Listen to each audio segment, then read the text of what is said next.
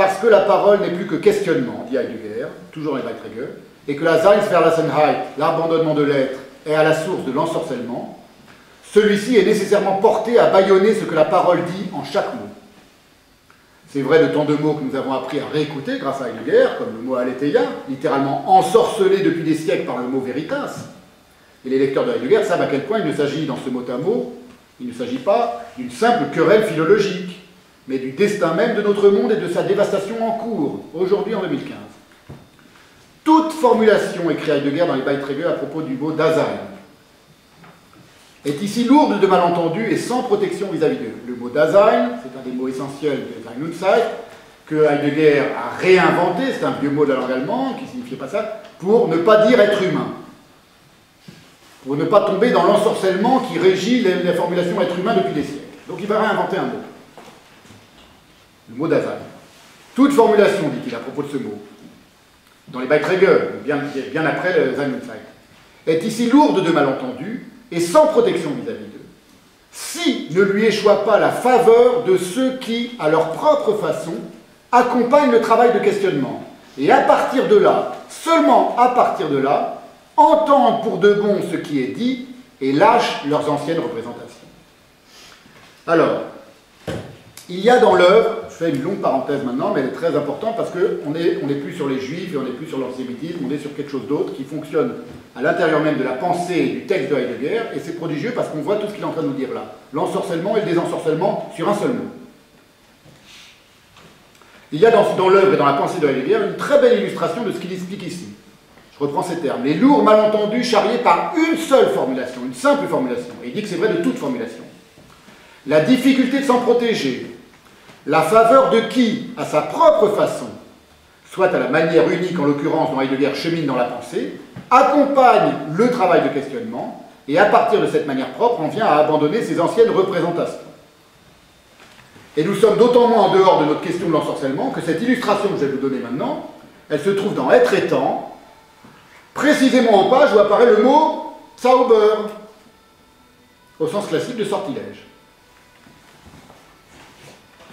C'est au paragraphe 17 d'Être étant, consacré au renvoi et au signe, que le Zauber, le sortilège, au sens du sortilège magique d'un sorcier, est donné en exemple après le vent du sud, qui indique la pluie, donc le renvoi et le signe. Le vent du sud indique pour un paysan allemand la pluie, et le nœud mnémonique, autre exemple que donne Heidegger, fait un mouchoir, le signe et le renvoi, c'est à quoi renvoie le signe. On fait un nœud à un mouchoir, pour se rappeler autre chose. Et alors il dit, il y a aussi l'exemple du Zauber. Et il examine alors l'emploi abondant, c'est Heidegger qui parle, que le Dasein, il emploie le mot Dasein parce qu'il réinvente ce que c'est qu'être un être humain, et donc il ne veut pas dire le mot être humain, que le Dasein primitif fait de signes, entre guillemets, par exemple de fétiches et de sorts, fétiche und Zauber. Ça c'est dans la traduction Martineau. Alors les malentendus, les lourds malentendus, ils sont où? Ils ne résident nullement ici dans le raisonnement de Heidegger, qui demeure prudemment conditionnel. On pourrait être tenté d'illustrer, dit-il, par les sortilèges et les fétiches du Dasein primitif. Et ça ne déparait pas, quand on lit bien mot à mot ce raisonnement, c'est pas ce que je vais faire maintenant, mais ça ne déparait pas, faites-moi confiance, la finesse et la subtilité de tous les raisonnements de Sein und Zeit. Les lourds malentendus ne sont même pas dans l'interprétation qui s'imposerait, parce qu'il reste au conditionnel, mais il va donner une interprétation possible du renvoi du signe chez le Dasein primitif, selon laquelle, continue Heidegger, tout ça est au conditionnel, il est très prudent, pour l'homme primitif, le signe coïncide avec le montré, et le signe est toujours le montré. Ce qui est intégralement faux et erroné, on le sait, nous, aujourd'hui, parce qu'on a lu Lévi-Strauss, par exemple, dont évidemment Heidegger ne savait rien en 1927, de même qu'il ne pouvait connaître les descriptions de Sir Evans Pritchard, paru en 1937, donc 10 ans après Sein und Zeit, sous le titre « Witchcraft, Oracles and Magic Among the Azande ». Donc il y a un gros livre du très grand ethnologue anglais britannique sur les Azande, petite tribu d'Afrique, dont le titre en français est « Sorcellerie, oracle et magie chez les Azande ». Tout ça, il n'avait pas lu, donc il n'avait pas une connaissance extraordinairement poussée de la manière dont fonctionne le fétiche et le sortilège.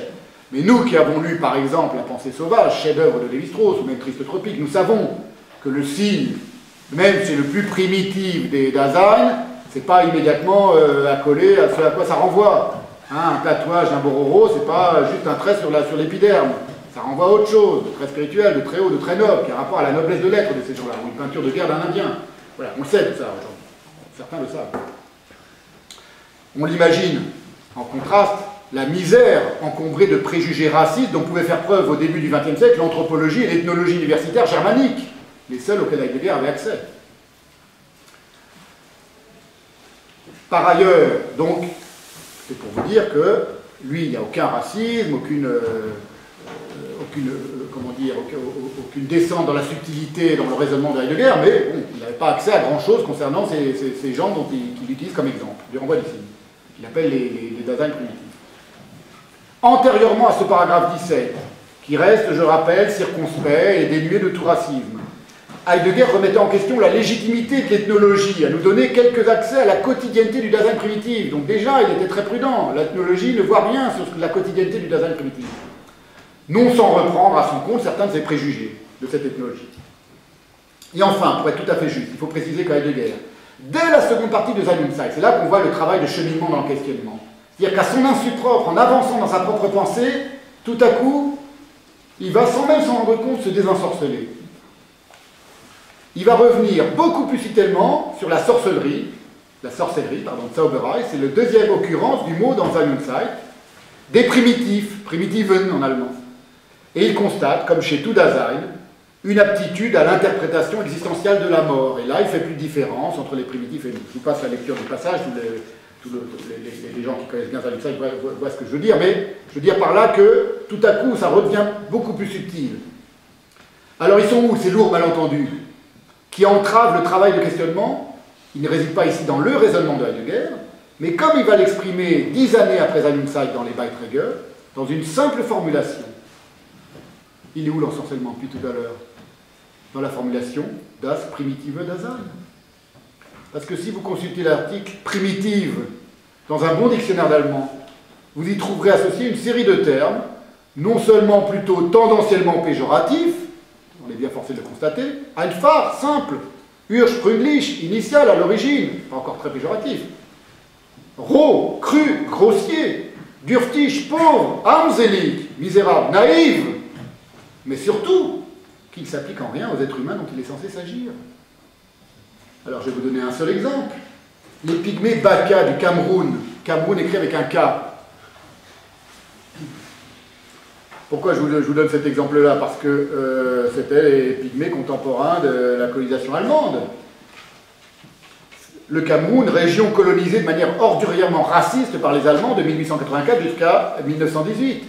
Les pygmées Baka du Cameroun, ils ne sont pas primitifs, parce qu'ils ne sont ni simples, ni initiaux, ni premiers, ni derniers, ni naïfs, ni misérables. Et comment le sais-je, moi, qui n'en ai jamais rencontré un seul, et qui n'ai jamais lu quoi que ce soit les concernant? Je le sais, comme dirait Chuang-Tzu, par voie d'observation directe sur le pont de la rivière Hao. C'est la manière dont Chuang-Tzu répond à Huey-Tzu concernant sa connaissance de la joie des poissons. Vous connaissez cette parabole, je ne vous la redis pas, je vous la redis très rapidement. Chuang-Tzu est au-dessus d'un pont, et il voit les poissons, il dit voilà la joie des poissons, c'est la joie des Juifs de tout à l'heure. Il lui dit comment vous savez-vous, vous n'êtes pas un poisson? Il dit comment savez-vous, je ne sais pas, vous n'êtes pas moi. Comment sais-je, moi? Comment sais-je, moi, que les pygmées Baka, que j'ai jamais vu, jamais rencontré, jamais rien lu sur eux, ne sont pas des Primitiven Dasein, au sens du mot primitive en allemand, ce que ne pouvait savoir Heidegger. Parce que moi, j'ai Google, j'ai YouTube, et je peux télécharger ça, chant traditionnel des pygmées Baka du Cameroun.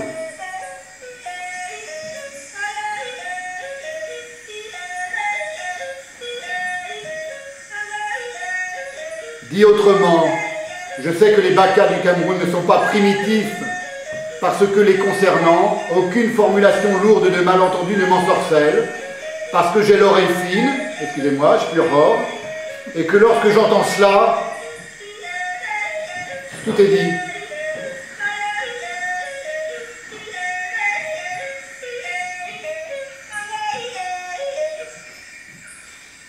Cela n'a rien à voir avec un antiracisme de façade. Quand on entend ça, tout est dit. Si vous entendez ça, vous comprenez pourquoi ces gens-là ne sont pas des primitifs. Ce n'est pas par antiracisme qu'il faut dénier aux Bororo, ou aux Kwakuk, aux Inuits ou aux Andés le qualificatif de primitif, comme à tous les Dasein possibles et imaginables. Même une description, écrit Heidegger au chapitre 80 des Beiträge, est déjà une interprétation. Quelque chose en tant que couleur, entre guillemets, en tant que son, en tant que grandeur, entre guillemets. Différence entre interprétation et interprétation. Interprétation de la science physique, point d'exclamation. Il est très lapidaire, hein, c'est comme ça que c'est écrit parfois. Qu'est-ce qui est plus sûr? La description directe, naïve, dit Heidegger, ou bien l'expérimentation exacte, scientifique? La première est plus sûre. Par exemple, écoutez ça. Sans aucune connaissance théorique et scientifique et ethnologique et anthropologique sur les pygmées Butler. Pourquoi? Réponse de Heidegger, parce qu'elle présuppose moins de théorie. C'est pour ça qu'elle est plus proche de la vérité. Un seul mot, en l'occurrence, un mot à l'écoute duquel il néglige de se mettre, sans doute parce qu'il ne l'entend pas, qu'il l'emploie littéralement sans y penser, comme on dit, obstrue chez Heidegger d'emblée tout en temps possible du rapport entre renvoi et signe chez le Dasein dont il est question, lequel du coup n'est pas questionné. Il l'utilise comme exemple d'ailleurs, il ne questionne pas le Dasein primitif, il l'utilise simplement comme un exemple. C'est un exemple parmi ceux du mouchoir et du vent du Sud. Un seul petit mot d'origine française et de racine latine, primitive, fait obstacle à l'effort inédit apporté par Heidegger dans Sein und Zeit, réinventant le mot Dasein, pour ne pas tomber dans les ornières des préconceptions séculaires attachées aux mots homme et être humain. Or, qu'un seul mot puisse ensorceler la pensée, c'est précisément la magnifique pensée de Martin Heidegger, consacrée à la parole et au questionnement, qui nous permet le mieux de le comprendre.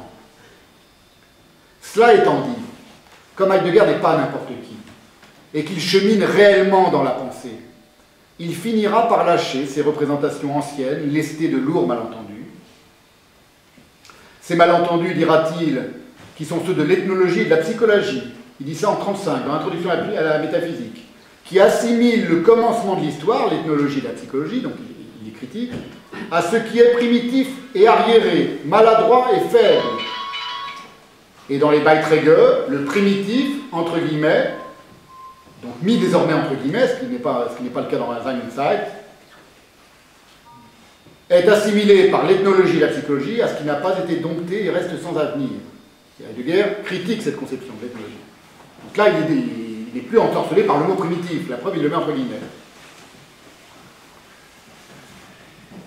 Et il va finir, encore un peu plus tard, et là c'est splendide, par comparer, sur un mode poétique, et non plus scientifique ni philosophique, ceux qui questionnent, les rares, les peu nombreux, avec ceux qui figurent par excellence, qui ont été quasiment les premiers des temps modernes à figurer par excellence les victimes du ravage de la technique occidentale.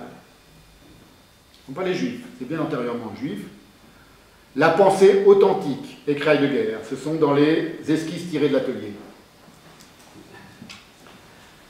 La pensée authentique, celle qui annonce la révélation originelle, Urkunde, de l'être, la révélation originelle de l'être, ne vit plus que dans des réserves, entre guillemets.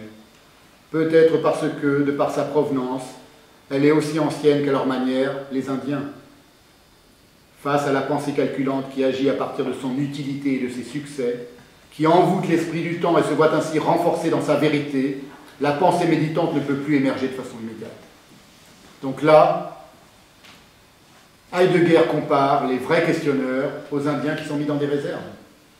Parce que, à leur manière, ils ont une aussi ancienne provenance. Là, on est dans la vérité de ce que c'est que ces Dasein-là qui étaient qualifiés de primitifs par tout le monde, au début du XXe siècle. Et ces lignes, qui sont issues des esquisses tirées de l'atelier, elles précèdent juste la phrase que j'ai citée tout à l'heure sur la quête d'aucune trace. Keine Spur, mehr Spuren. Et ce n'est pas un hasard. Les questionneurs, ceux que Heidegger qualifie dans le chapitre 5 des Beiträge, où la Bezauberung fait son apparition, les peu nombreux, les Weltigel et les rares, les Seltenen, sont dotés de ce comble de courage. Maintenant, je reviens sur le etc. tout à l'heure. Ce comble de courage qui permet d'être seul pour pouvoir penser la noblesse de l'être, den Hadel des Seins, et parler de ce qu'il a d'absolument unique.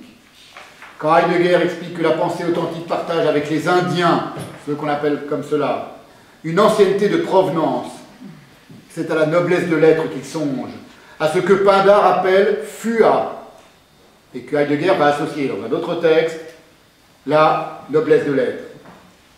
Fua, c'est une variation de fuet, nous dit Bailly. Croissance d'un corps bien proportionné. Belle prestance, beauté, fleur de l'âge, nature, caractère, race. Lorsque Heidegger emploie le mot race, parce que tout ce que je suis en train de vous lire là, c'est quelque chose qui est essentiel dans sa pensée, et les gens qui le lisent vraiment le savent, il n'emploie pas le mot race au sens où tel l'abruti philosophique l'entend. C'est pas le mot race au sens où les hitlériens l'entendaient, c'est le mot race au sens où la fua chez Pindare, c'est ce qui est racé en grec. C'est ce que Nietzsche entend par le racé. C'est une évidence qu'on a lu un petit peu à Heidegger. C'est quoi la fua? C'est ce que quelqu'un est déjà originairement et véritablement. Je suis en train de vous parler des Indiens d'Amérique, par exemple, ou des Juifs, ou de tant d'autres. Ce que quelqu'un, ou des questionneurs, des vrais penseurs. Ce que quelqu'un est déjà originairement et véritablement, l'ayant été étant déjà, à la différence des fabrications et des agissements obtenus par force et ayant un caractère forcé. L'être à la détermination fondamentale du noble et de la noblesse, c'est-à-dire de ce qui a, quant à son essence, une haute origine et repose en elle.